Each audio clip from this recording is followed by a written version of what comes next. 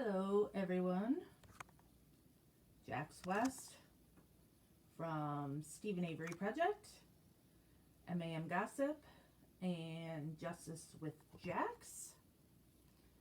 Oh, I'm like a minute or so early. We're going live today to discuss Barb versus Brad Dassey. We have it posted here in Gossip as well as on Stephen Avery Project that Barb, you can't hear me? I wasn't talking right away at first. So hopefully you can hear me now, Debbie. Hi, China. So Barb has filed charges, harassment charges, against Brad Dassey. So we get a lot of questions about who is Brad and blah, blah, blah. And I, of course, am going to give my usual bluntness thoughts on the situation. No, I mean, I've trimmed my hair, but no, usually my hair is up. And today it's down. It's, so that'll be the difference on my hair. And also you can really see my gray when my hair is down. Look at all that gray. Woohoo! So, all right. So who is Brad Dassey? Brad is Pete Dassey's son from a long-term relationship he had. Brad's parents never married. Then Pete married Barb, and the two of them had, in order, Brian, Bobby, Blaine, Brendan. So Brad is not stepbrothers. Step siblings are when there's no blood relation. But Barb's 4 boys share the same dad as Brad Dassey. So they are half brothers. Brad being the oldest. But they didn't really have a lot to do with each other growing up. So Brad doesn't really know his brothers.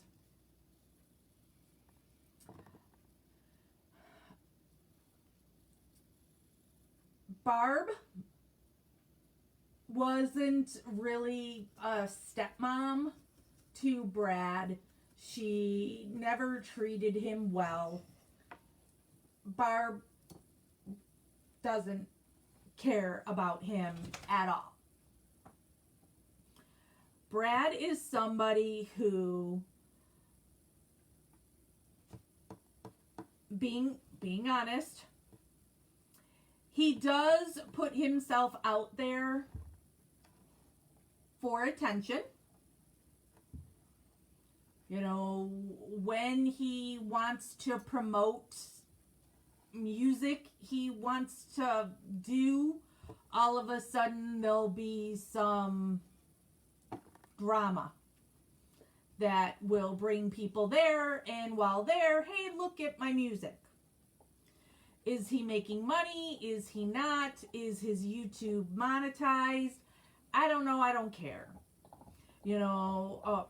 But on Stephen Avery Project, as well as here in Gossip, so like Christopher, one of the moderators here who does the bulk of the work, he knows I don't like links shared here where people have their stuff monetized, where they're just trying to make money off of the case. I know Brad is trying to prove a point with everything now and saying stuff is free. Again, I don't know, I don't care. But there is something to be said for getting attention for his music due to this case. Brad is somebody who has flip-flopped on whether or not Brendan is guilty. He has said at times that he thought Brendan was guilty. and then he has said innocent. So, whatever. But Brad, like other witnesses we have heard about, and one recently, he came forward way back when this case happened about Barb asking him about would the having it reformatted, would it wipe everything from the computer? And then you have Barb's differing stories all the time of we didn't have internet, yet she's literally online using Brendan's login and password for this MSN chat thing or whatever it was, and chatting with Brendan's girlfriend under Brendan's account. So it's kind of suspicious that Barb would want this, make sure the computer is wiped, and then all the lies. It's not Bobby's computer. It wasn't in Bobby's room, even though you can see in photographs that the computer is in Bobby's room. I do not believe Brad has ever lived with Barb. I can't say for sure, but I don't believe so. So Brad said this years ago that this happened. Brad has gone through saying negative things about Barb and then saying positive things about Barb. But what it comes down to is Barb holds the key to Brendan. And if you are not in Barb's good graces, no matter who you are not going to be able to talk to Brendan. Yes, ultimately, officially, it is Brendan's decision who goes on or off his list. Barb tells him who to put on and off his list. I know this firsthand. We've gone through my history with the family before. So let me tell you this story that I know I've said before, but we get new people and not everybody watches every video, all right? Once upon a time, I was friends with Barb. I was a moderator of Barb's group. My Facebook page, Free Brendan, is what Brendan called his official page.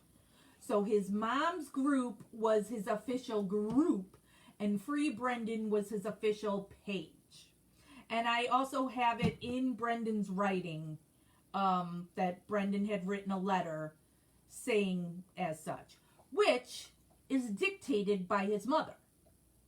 His mother would tell him on visits on how she wanted things to be, and she would have him write it, and then she would take it with him. And then she would also have multiple copies of it. So like when something is sent to Carla, so at one point, and I posted this recently, Brendan had sent a shitty letter to Carla. Well, that was at Barb's behest. And so the reason why I have a copy of it is because Barb had a copy of it as well. And she took pictures of it and she had sent it to me. That's how I have it. And that I always keep it. Because Carla needs to be reminded of some things. So I know that Barb had Brendan write that letter to Carla, just like I know she had Brendan write the letter that said that my page is now her Brendan's official page. Barb put me on Brendan's phone call list. So Brendan would call me once a week. And so I used to talk to Brendan every week. And there was another girl who I was associated with, and I am not any longer. Thank God. Oh my God, she's a psycho now. But anyway, so that girl was on Brendan's visitors list. That girl got pretty close with Barb and used to visit with Barb. So like, because that girl at that time lived in Michigan. And so she would go to Wisconsin and stay with Barb and then go visit Brendan. But then it came about that it actually was a shorter trip for her, instead of, because she would take the boat, the ferry, across Lake Michigan to meet up with Scott and Barb. And it was just a pain and really long and not the best way to travel.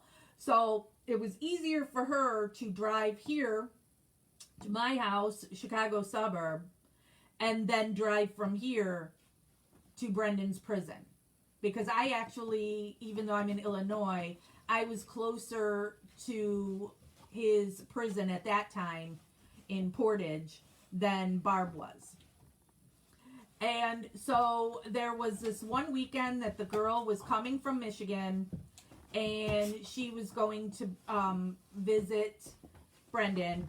And I also at that time ran a haunted house, and so she was going to be here for the weekend, and she was going to go to my haunted house.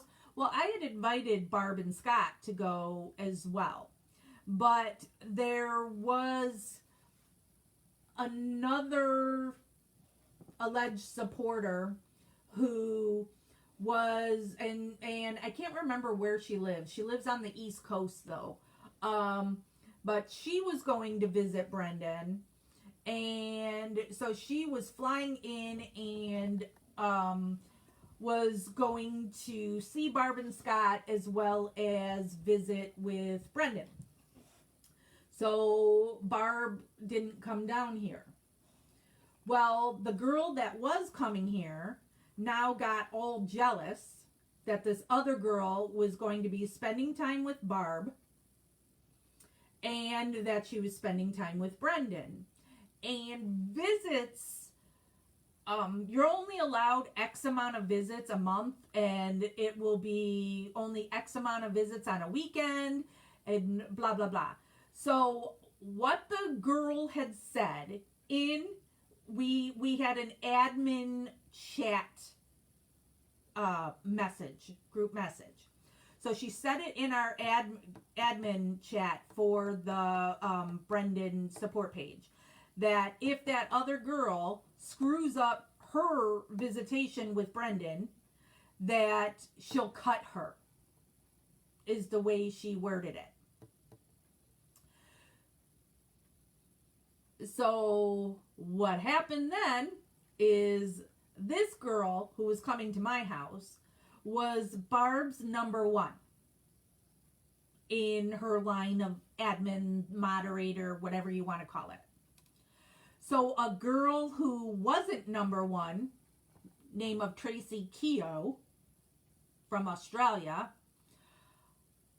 ran to Barb and told Barb that the other girl said that she was, and what Tracy said to Barb is that the girl is threatening supporters, is the way it was worded. Now remember, me and this girl, we're not even on speaking terms any longer. She went totally nut job. But I'm always going to call things as they are. And this was utter bullshit. Because this girl was not threatening the girl. She was pissed and she was jealous. And she said, if this messes with my visit, because now she's traveling from Michigan to go on this visit. And so now if this other girl is there, now this one could get there and now she can't visit him. Because all his visits will have been used up. And so her saying, if she messes with my visit, I'll cut her. she's not seriously gonna cut this girl. She's just bitching. You know? So, before this had even really started rolling, on the Friday, Barb called me and she said, I have some good news. And I was like, okay, what? You know? And she said, I have given my blessing. I will always remember that's how she worded it. I have given my blessing. Brendan is adding you to his visitors list. And I was like, oh, wow, thank you. You know, I was excited that I would be able to now visit with Brendan as opposed to, just talk to him on the phone. So that was great. So that was on the Friday. And now all of a sudden over this weekend, this thing all devolves into Amy's, oops, I shouldn't even say her name, is threatening supporters. And so I'm trying to fix the situation. And I remember it clear as day because I'm in my office at the haunted house and I am on speakerphone with Barb, that she's got the other girl at her house. And so I'm talking to each of them, at the same time and explaining to them, like I just explained to y'all, that that's all this girl had done. She's not threatening anybody. And that it's very manipulative that Tracy Keogh had to run to Barb and tell her this. Why? Because she wanted to knock the girl out of the number one spot of, Barb's number one, to slide her way up in there. So the girl said, fuck this, I'm done. And so she left Barb's group. She wasn't kicked out.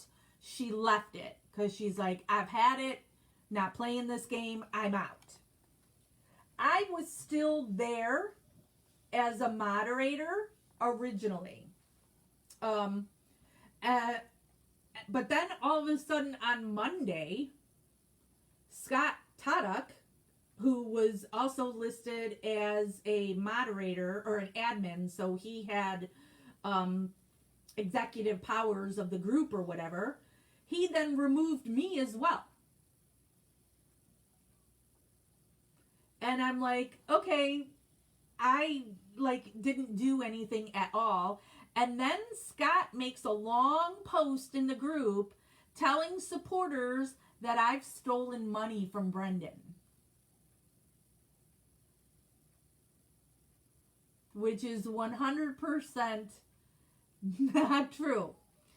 And so then Scott and I argued because Scott actually owes me money.